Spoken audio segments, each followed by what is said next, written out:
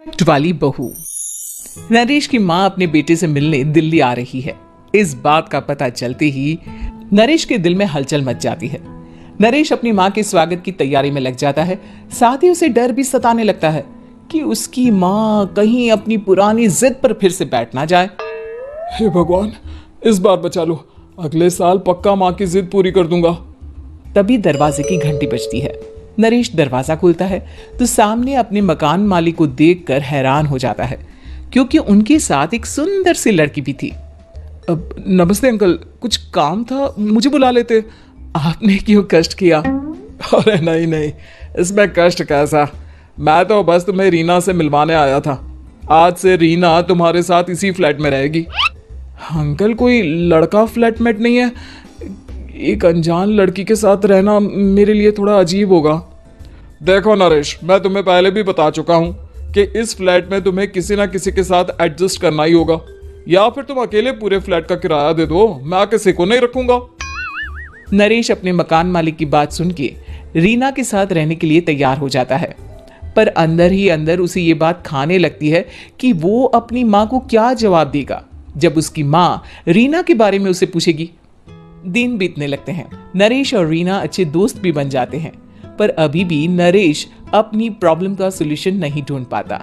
एक दिन नरेश बहुत परेशान सा बैठा होता है। तभी रीना उसे पूछती है, क्या हुआ नरेश, तुम काफी परेशान लग रहे हो, सब ठीक तो है ना? हाँ सब ठीक है, बस एक छोटी सी प्रॉब्लम है। वो एक्चुअली 2 दिन बाद मेरी माँ मुझसे मिलने आ रही है। अरे तो इसमें प्रॉब्लम क्या है, ये तो खुशी की बात है।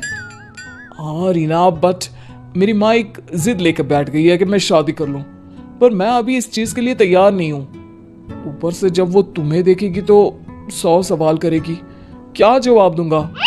अरे इसमें कोई टेंशन वाली बात नहीं है, मेरे पास ना इस प्रॉब्लम का सोल्यूशन है, जिससे ना तुम्हें शादी करनी पड़ेगी और ना ही तुम्हारी माँ मेरे बारे में कुछ पूछेंगी। रीना की बात सुनकर नरेश सोच में डूब जाता है। वो सोचता है कि रीना खुले ख्यालों वाली लड़की है, कहीं माँ को सच बता ना दे। नरेश को सोच में डूबा देखकर रीना कहती है, अरे क्या हुआ, किस सोच में पड़ गए? डोंट वरी, जैसा तुम सोच रहे हो ना वैसे कुछ भी नहीं है, मेरे पास एक प्लान है। मैं कुछ समझ नहीं पा रहा हूँ, कैसा प्लान? मैं समझाती हूँ।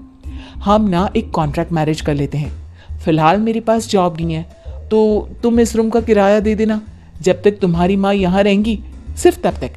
और तुम अपनी माँ से कह देना कि मैं तुम्हारी पत्नी हूँ, इससे वो मेरे यहाँ रहने पर कोई सवाल भी नहीं करेंगी। अरे बात तुम्हारी ठीक है, पर माँ से झूठ बोलना, ना ना पापा, मैं ये रिस्क नहीं ले सकता।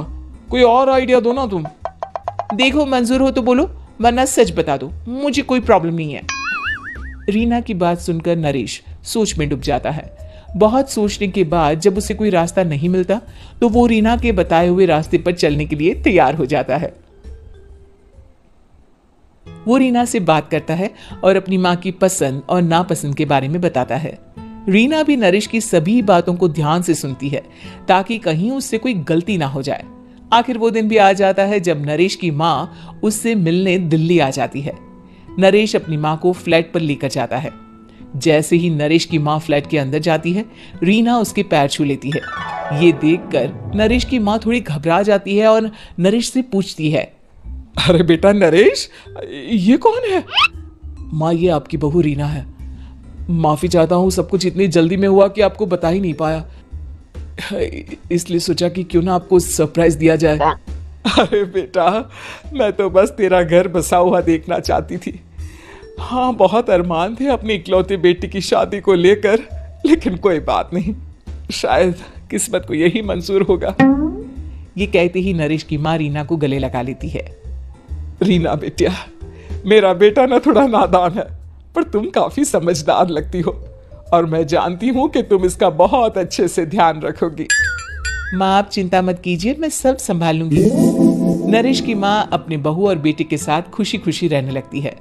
दिन बीतने लगते हैं। नरेश की माँ और रीना का रिश्ता बहुत मजबूत होता चला जाता है। वो दोनों सारा दिन एक साथ रहती और खूब बातें करती। इधर साथ रहते रहते नरेश और रीना भी एक दूसरे से प्यार करने लगते हैं। दोनों को इस बात का एहसास हो जाता है, फिर भी वो इस बात को छुपा कर ही रखते हैं। एक दिन नरेश की माँ और रीना शादी के बारे में बात करने लगते हैं। रीना बिटिया, ये तो नरेश ने मुझे बिना बताए शादी कर ली, वरना मैं तो अपनी इकलौती बेटी की शादी इतनी धूमधाम से करती कि सारी दुनिया देखती रह जाती। अच्छा माँ, आप ऐसा भी क्या करती नरेश और मेरी शादी में जो दुनिया देखती रह जाती? अरे बिटिया, एक माँ के अरमान तुम अभी नहीं समझोगी। मैं तो अपनी बहू को एक रानी की तरह लेकर आती और शादी भी बिल्कुल शाही अंदाज में करती, पर मेरे तो सारे अरमान ऐसे ही रह गए। खैर, मुझे तो अपने बेटे और बहू की खुशी चाहिए बस। ये कहते हुए नरेश की माँ की आंखों में आंसू आ जाते हैं। रीना भी ये सुनकर ख्यालों में खो जाती है, क्योंकि वो भी मन ही मन खुद को नरेश की पत्नी और उसकी माँ की बहू मानने लगी थी। शाम को जब नरेश ऑफिस से घर आता है तो रीना खुद को रोक नहीं पाती और नरेश के सामने उसकी माँ को अपने और नरेश के रिश्ते का सारा सच बता देती है। रीना की बात सुनकर नरेश की माँ दोनों से बहुत नाराज हो जाती है और घर वापस जाने की बात करने लगती है। तुम दोनों ने मुझसे सच छुपाकर बहुत ठेस पहुंचाई है मुझे। अब तुम लोगों के साथ नहीं रहना चाहती मैं, कल ही वापस चली जाऊंगी अपने घर। माँ, मुझे माफ कर दो, ये सब मैंने रीना के कहने पर ही किया है, वरना मैं भी आपको कभी ठेस पहुंचाने के बारे में सोच भी नहीं सकता। हाँ माँ, हमने ये सिर्फ आपका दिल रखने के लिए किया, प्लीज हम दोनों को माफ कर दीजिए। तुम दोनों ने मेरे अरमानों के साथ खिलवाड़ किया है, और वैसे भी मुझे अपने बेटे के लिए एक अच्छी लड़की ढूंढनी है, इसलिए मेरा यहाँ से जाना ही बेहतर होगा। माँ की ये बात सुनकर रीना खुद को रोक नहीं पाती। माँ, क्या मैं आपके घर की बहू बनने लायक नहीं हूँ? रीना की बात सुनकर नरेश हैरान रह जाता है। नरेश की माँ भी कुछ समझ नहीं पाती। मैं कुछ समझी नहीं, आखिर तुम कहना क्या चाहती हो? माँ, मैं वो नरेश से बहुत प्यार करती हूँ और साथ ही साथ मैं आपको भी अपनी माँ मान बैठी हूँ। आज जब आपकी बातें सुनी तो खुद को रोक नहीं पाई, इसलिए सारा सच आपको बता दिया। रीना की बात सुनकर नरेश की माँ की आंखों में आंसू आ जाते हैं और वो अपने बेटे नरेश और रीना को गले लगा लेती है। मेरे घर की बहू तो सिर्फ रीना बिटिया ही बनेगी। मैं आज ही तुम दोनों की शादी की तारीख निकलवा दूंगी, बस एक बार तुम्हारे घर वाले मान जाए। उसी दिन रीना के माता पिता भी उनके फ्लैट पर आ जाते हैं। दोनों परिवार आपस में बैठकर बातें करते हैं और शादी के लिए राजी हो जाते हैं।